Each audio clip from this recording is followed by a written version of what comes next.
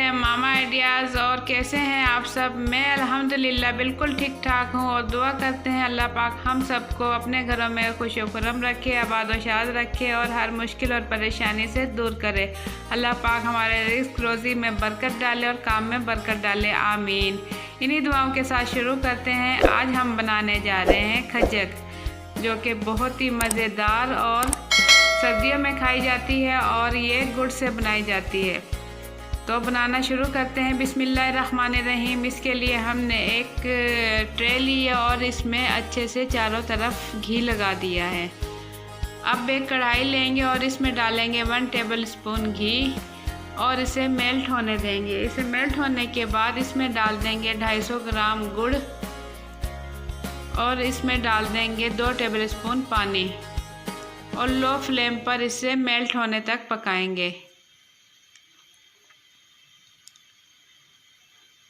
और अब ये गाढ़ा होने लगा है। अब हम इसे चेक करेंगे। एक प्याली में पानी लेंगे और इसमें थोड़ा सा डालेंगे और इसे इतना पकाएंगे जब तक कि ये कड़क हो जाए। ये अभी थोड़ा नरम है, अभी ये कड़क नहीं हुआ है। मज़ीद हम 5 मिनट और इसे पकाएंगे। 5 मिनट पकाने के बाद फिर से हम इसे चेक करेंगे पानी में डालकर। अब ये अच्छे से कड़क हो गया है, इसका मतलब है ये तैयार है।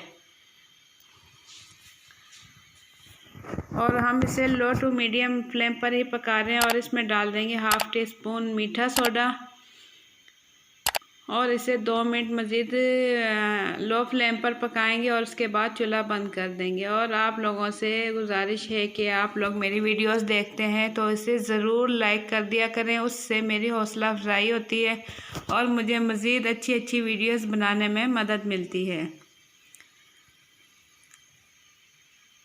तो इसके बाद हम चूल्हा बंद कर देंगे और इसे निकाल देंगे। इसे इस बर्तन में जिसमें हमने घी लगाया था उसमें निकाल दिया है और 15 मिनट ठंडा होने देंगे। 15 मिनट के बाद ये देखें अच्छे से ये ठंडा हो गया है और आप पीछे से प्रेस करते हुए इसे निकाल देंगे। अब मैं इसे तोड़ के दिखाती हूँ। ये माशाल्लाह बहुत खस्ता और मज़ेदार बने हैं।